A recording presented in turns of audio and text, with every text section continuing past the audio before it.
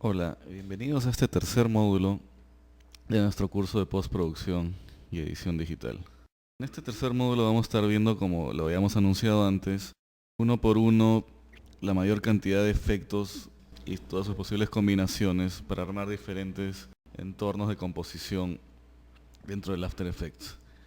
Entonces vamos a empezar a describir algunos de los grandes capítulos de efectos que tenemos de por sí dentro del programa y terminaremos viendo algunos de los plugins que son muy importantes y nos ayudan bastante con la parte creativa en nuestros trabajos. Empezaremos entonces viendo dentro de los efectos los llamados efectos de keying o de calado.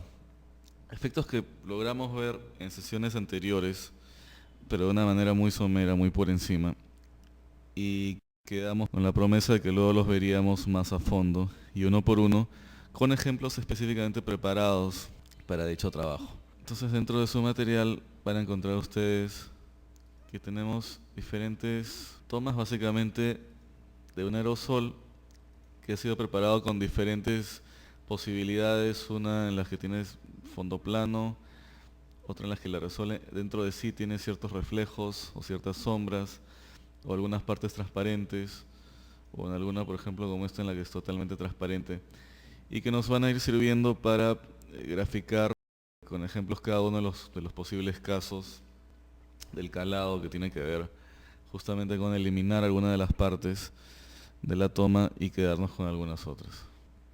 En primer lugar veremos que, por ejemplo, vamos a usar cualquiera de los aerosoles, por ejemplo este, para trabajar con la diferencia de color. Obviamente la idea es poner el aerosol encima para luego calar este fondo verde y dejar solamente la botella. Normalmente se utiliza un fondo verde sillón, como en este caso un fondo azul igual, puesto que son colores que normalmente no existen en los objetos. Esta es una tecnología, un método que viene desde hace muchos años en la manufactura de las películas. Es un típico efecto llamado chroma key, en el cual, como su nombre lo dice, key es calado y chroma es color.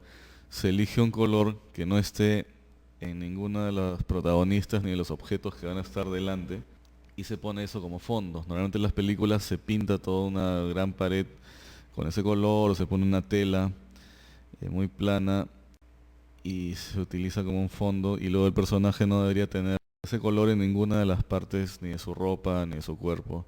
Lo mismo para un producto, para lograr hacer una diferencia lo más precisa posible. Entonces veremos que tenemos, en primer lugar, este wire removal, que ya lo veremos después, porque si bien está dentro de este capítulo, es bastante más complejo y funciona de otra manera. Tenemos la diferencia de color, que como su nombre lo dice, va a trabajar básicamente borrando el color que elegimos.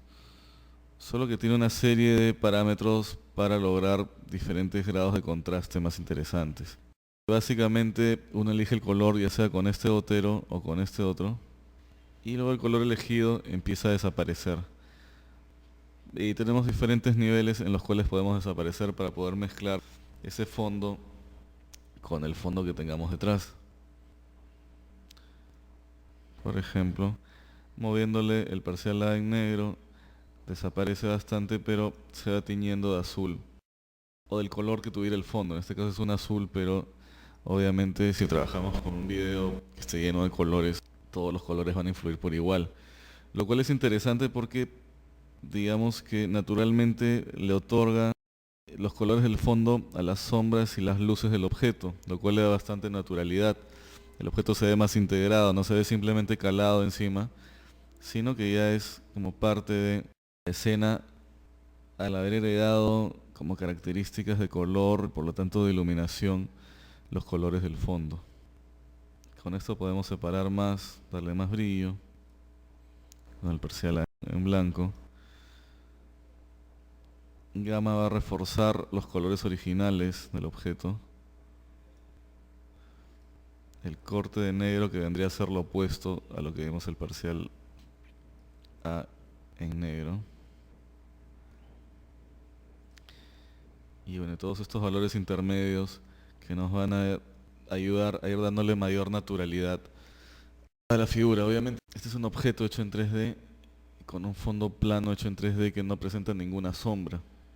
Más adelante vamos a trabajar con fondos que no sean un solo color plano, sino que tengan cierta tonalidad en degradés y cierta mezcla de tonalidades dentro del mismo color.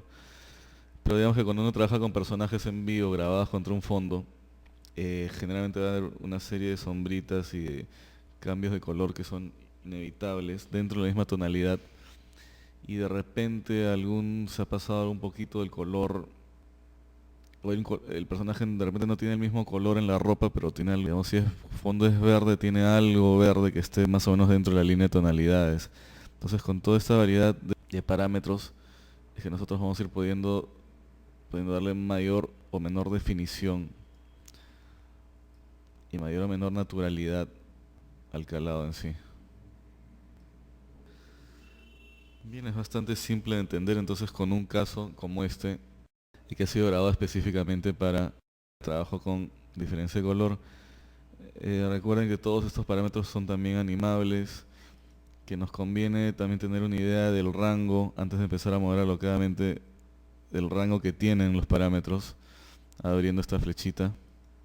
O sea, saber que si este va de 0 a 255, qué valores intermedios me pueden dar, qué resultados, ¿no?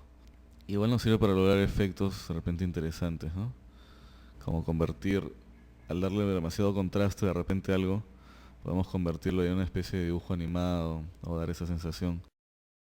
Acá dice accuracy, viene a ser como qué tan exacto es el matching de color, el empalme de colores. Y dice el faster, el más rápido o el más exacto, ¿no? El más exacto demora más, o sea, toma más tiempo para mostrarlo conforme hagamos los cambios, pero es más exacto justamente. Y para personajes en movimiento, como decíamos, podemos ir animando estos parámetros según el personaje se mueva, le den más colores, le den más luz en la cara, menos luz, por lo tanto se refleje más o menos los colores del fondo. Podemos ir animando esto para lograr un calado perfecto, obviamente a lo largo de una postproducción.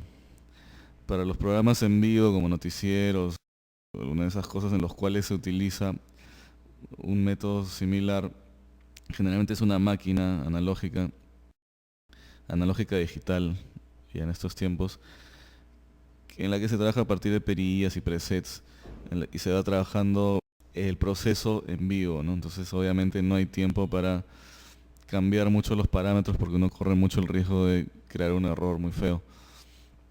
Digamos que se logra una calibración y punto, ¿no? También hay máquinas que nos proveen de escenografías virtuales que automáticamente pueden interactuar con el personaje, generando sombras o reflejos. Eso más o menos como se le asigne, ¿no?